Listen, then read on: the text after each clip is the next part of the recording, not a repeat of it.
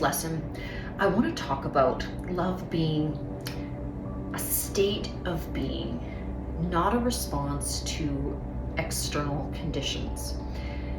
So when you remove these conditions, you truly return to the divine essence of love.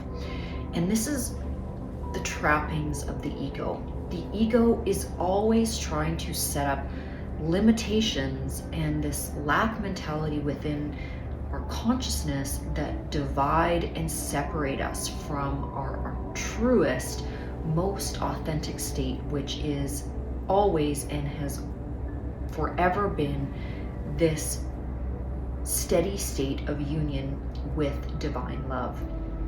Now, I'm just going to go through a few of these aspects that sort of round out this lesson. The ego's conditions are 100% illusions, but they are strong illusions that are reinforced by both our internal world when it is in a distorted state, and our external world, which is always reflecting back to us these distorted projections that we hold on the internal plane. Okay, the human mind is often shaped by the ego, and it's not due to any fault of our own. It is simply just because we exist in this system, we exist in a world, in a society, due to generational conditioning. We project through the ideologies and the mindset, aka the consciousness, that we've been taught. So these lessons are meant to help us unravel that programming so we can return to a state of divine joy, divine love, and this balanced equilibrium in terms of our own world and the way that we are showing up and existing. Okay, so anytime the ego is setting conditions for love, basically, I will love you if you clean the house. I will love you if you bring me flowers on Valentine's Day. I will love you if you be a good child. I will love you if you buy me a car as a parent. There's an infinite amount or an infinite dialogue that the ego can come up with in terms of conditioning or piecemealing this idea of earning or being rewarded by love.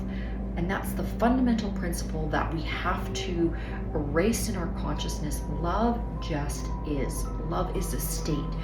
You are and were and forever will be created in love. You are that beautiful shining emanation of love, and therefore when you're in balance, the expansive transmission that you will be creating is also in alignment with love. So it is love, okay? And in a similar way, the ego does the exact same thing in terms of self-love. So I will love myself when I get that job. I'll love myself when I kick this addiction. I'll love myself when I'm 120 pounds. I'll love myself, once I get my doctorate. All of these falsehoods that we are speaking in terms of our internal dialogue is preventing us and keeping us in this perpetual separation from our source, from that joyful, beautiful, loving, energetic state. And so this is why I keep coming back to what is in your internal world, because when you can create that equilibrium and that true wisdom, knowledge, and understanding of what you are, that you don't have to earn anything, you don't have to become anything. And of course, that doesn't mean that we stay in this state of unawareness, or we don't take up action or grow. Quite the opposite. When we are vibrating in this very sacred love, unconditional loving energy, and when we remove the blockages of the ego, and I know that I've taught before that the ego is not the enemy.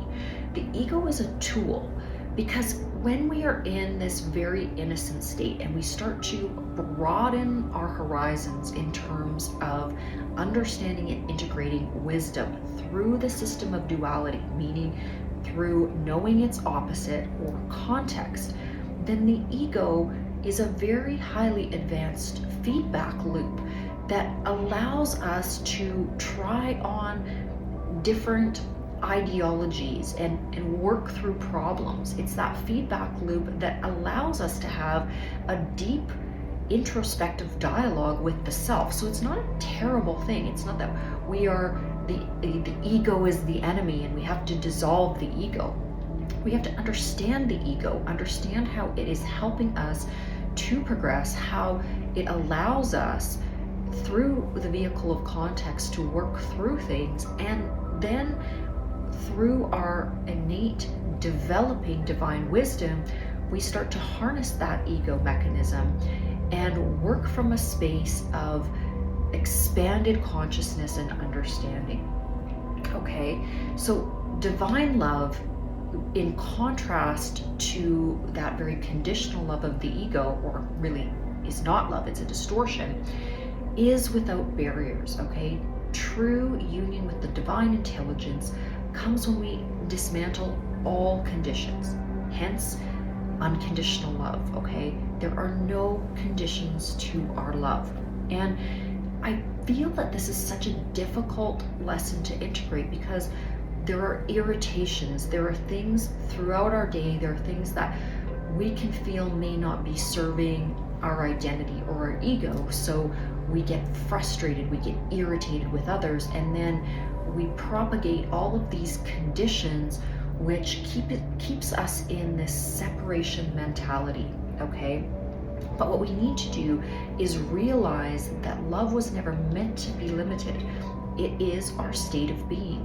So I'm going to wrap this lesson up. I may provide some, really contextual examples of this, but I want to roll right into the next lesson in terms of getting through some of these integrations that you can make in terms of your mental dialogue. And so again, thank you for tuning in, and I'll see you in the next video.